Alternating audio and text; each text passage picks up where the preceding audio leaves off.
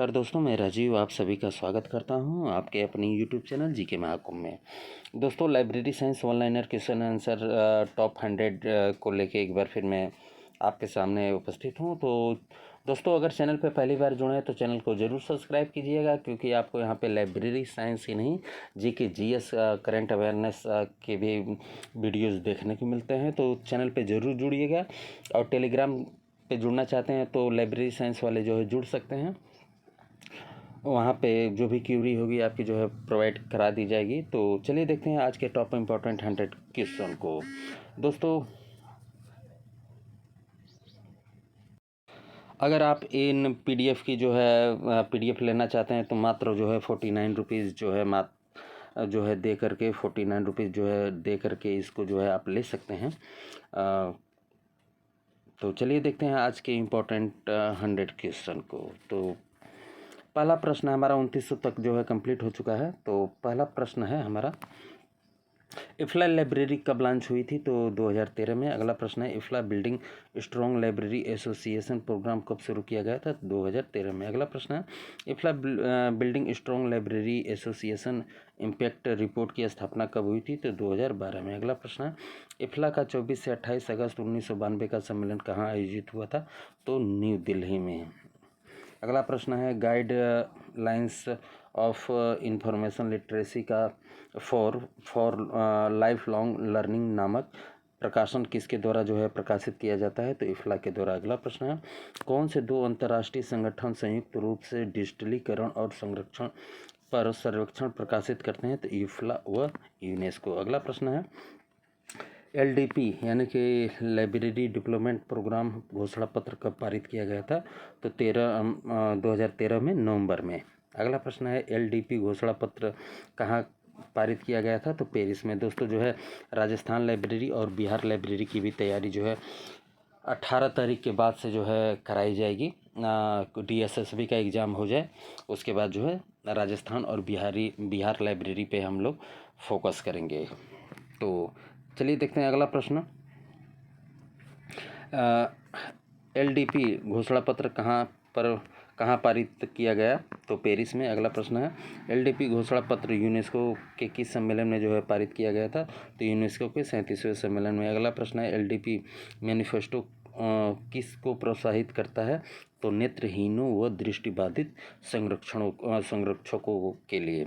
अगला प्रश्न है, भारत में नेशनल मेडिकल लाइब्रेरी कहाँ स्थित है? तो एम्स न्यू दिल्ली में। अगला प्रश्न है, नेशनल मेडिकल लाइब्रेरी की स्थापना कब हुई थी?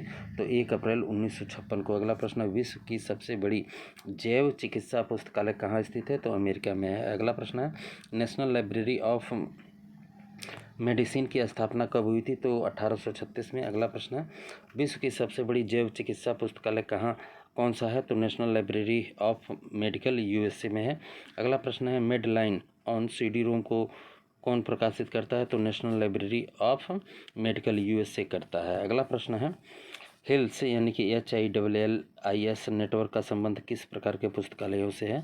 तो चिकित्सा पुस्तकालयों से है। अगला प्रश्न है, हिल्स का पूरा नाम क्या है? तो health literature libraries and information service network. अगला प्रश्न है, 12वीं international conference on medical library कहाँ पर आयोजित की गई थी? तो डब्लिन आयरलैंड में। अगला प्रश्न है, पहली international congress on medical library कब आयोजित हुई थी? तो 1953 में। अगला प्रश्न, 1 से 6वीं international congress on medical library कहाँ आयोजित की गई थी? तो नई दिल्ली में, 1 से लेकर 6 तक। अगला प्रश्न है, गैलेसरी शब्द की उत्पत्ति किस भाषा में हुई है? तो लैटिन भाषा में। अगला प्रश्न है, ग्लेसरी शब्द की उत्पत्ति किस शब्द से हुई है? तो ग्लेसोरिस से है। अगला प्रश्न है, डिक्शनरी शब्द की उत्पत्ति किस भाषा से हुई है? तो लैटिन भाषा से। अगला प्रश्न है, डिक्शनरी शब्द की उत्पत्ति किस शब्द से हुई है? तो डिक्शनेरियम से। अगला प्रश्न है, INIS का पूरा नाम क्या है? तो इंटरनेशनल न्यूक्लियर इंफॉर्मेशन सिस्टम है। अगला प्रश्न है, भारत में इनिस का निवेश केंद्र या समन्वय केंद्र कौन सा है? तो बार्क। अगला प्रश्न है, एग्रीस का पूरा नाम क्या है? तो international information system on agriculture science and technology. माफ़ कीजिएगा, यहाँ पे एक क्वेश्चन जो कट हो गया है। अगला प्रश्न है, कम्युनिकेशन शब्द की उत्पत्ति लैटिन भाषा के किस शब्द से हुई है? तो कम्युनिकेट से हुई है। अगला प्रश्न है, INIS की स्थापना कब हुई थी? तो 1969-70 में। अगला प्रश्न है, इनिस का मुख्यालय कहाँ स्थित है? तो वियना में स्थित है। अगला प्रश्न है,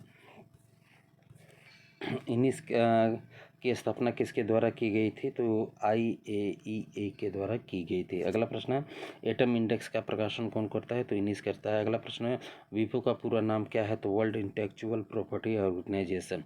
अगला प्रश्न है, विपो की स्थापना कब हुई थी? तो 1967 में। अगला प्रश्न है, विपो का वर्तमान में मुख्यालय कहाँ स्थित है? तो जेनेवा में। अगला प्रश्न है, एग्रिस की स्थापना कब हुई थी?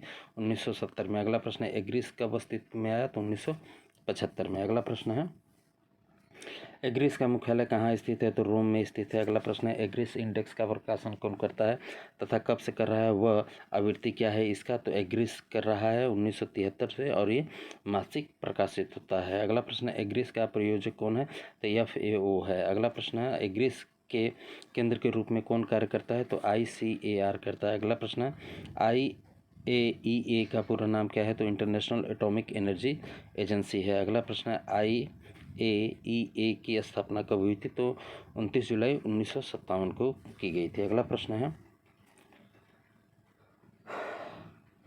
IAEA का मुख्यालय कहाँ स्थित है? तो वियना में है। अगला प्रश्न है, DRDO की स्थापना कब हुई थी? तो 1958 में। अगला प्रश्न है, DRTC की स्थापना कब हुई थी? तो जनवरी 1962 में। अगला प्रश्न है, DRTC की स्थापना कहाँ हुई थी? तो बेंगलुरु में। अगला प्रश्न है, DRTC की स्थापना किसने की थी? तो SR रंगनाथन ने। और उद्घाटन किसने किया था? कमेंट करके जरूर बताइएगा मुझे। अगला प्रश्न है, DRTC का पूरा नाम क्या है? तो documentation research and training centre है। अगला प्रश्न है, कोलन वर्गीकरण का सर्वप्रथम प्रकाशन किस वर्ष हुआ था? तो 1933 में। अगला प्रश्न है, DDC को किस तालिका में प्रजातीय संजातीय राष्ट्रीय समूहों का प्रावधान है? तो तालिका 5 में। अगला प्रश्न है, रंगनाथन ने 5 मूलभूत श्रेणियों का प्रतिपादन किस वर्ष किया? तो 1944 में। अगला प्रश्न है, मुख्य वर्ग में ओ साहित्य में P4 किसको दर्शाता है? तो कृत संख्या को दर्शाता है। अगला प्रश्न है, माड्स ऑफ इंफॉर्मेशन ऑफ सब्जेक्ट्स पद का निर्माण किसकी देन है? तो SR रंगनाथन का। अगला प्रश्न है, पूर्ण अंग सिद्धांत किससे संबंधित है? तो पक्ष अनुक्रम से। अगला प्रश्न है, अभिधारणा क्या है? तो किसी वस्तु की संभावना के संबंध में स्वयं सिद्ध कथन। अगला प्रश्न है, history of cataloguing and cataloguing method नामक पुस्तक या ग्रंथ के लेखक कौन है? तो DM नोरिस। अगला प्रश्न है, DDC का 19वां संस्करण, उसमें तालिकाओं की संख्या कितनी है? तो 7 है। अगला प्रश्न है, विलयन से क्या तात्पर्य है? तो विषय निर्माण की विधि। अगला प्रश्न है, प्रत्याहरण मूल्य के अधिनियम को किसने विकसित किया? तो SR रंगनाथन है। अगला प्रश्न है, असेंबली भाषा का आविष्कार किसने किया? तो पेंसिल्वेनिया विश्वविद्यालय के प्राध्यापक डॉक्टर ग्रेस हाफर ने। अगला प्रश्न है, असेंबली भाषा का आविष्कार कब किया था? तो 1952 में। अगला प्रश्न है, प्रथम पीढ़ी के कंप्यूटरों की क्षमता कितनी होती थी? तो 1 KB। अगला प्रश्न है, द्वितीय पीढ़ी के कंप्यूटरों का समय काल जो है क्या रहा है? तो 1955 से 1964 तक। अगला प्रश्न है, द्वितीय पीढ़ी के कंप्यूटरों में निर्वात नली की जगह किसका उपयोग जो है किया गया था? तो ट्रांजिस्टर का किया गया था। अगला प्रश्न है, कैटलॉग शब्द की उत्पत्ति किस भाषा से हुई है? ग्रीस भाषा से। अगला प्रश्न है, थिसोरस शब्द की उत्पत्ति किस भाषा से हुई है? तो ये भी ग्रीक भाषा से हुई है। अगला प्रश्न है, आधुनिक थिसारस के प्रयोग की शुरुआत कब से मानी जाती है तथा इसकी शुरुआत किसके द्वारा की गई थी? तो 1852 में पीर मार्क रोजेट द्वारा की गई थी। अगला प्रश्न है, थिसोरस की शुरुआत इंग्लैंड वर्ड एंड फेस के रूप में किसने की थी? तो पीटर मार्क रोजेट ने की थी। अगला प्रश्न है, सूचना पुनर्प्राप्ति के क्षेत्र में थिसोरस का सर्वप्रथम प्रयोग किसने किया था? तो हेलन बाउंडसन ने। अगला प्रश्न है, QR कोड कब बना था?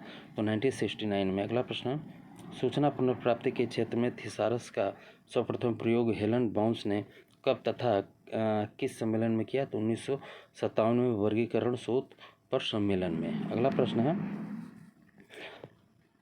वर्गीकरण शोध पर सम्मेलन या डोरकिंग कॉन्फ्रेंस ऑन क्लासिफिकेशन में अपने प्रस्तुत शोध आलेख में वर्णन सूचना पुनर्प्राप्ति के संदर्भ में थिसारस का प्रयोग किसने किया था? तो हेलन बाउंस ने। अगला प्रश्न है एंटी व बीटी पद का प्रयोग किस में किया जाता है? तो थिसारस में। अगला प्रश्न है 1969 में सूचना पूर्व प्राप्ति के लिए पहले थिसारस को किसने विकसित किया?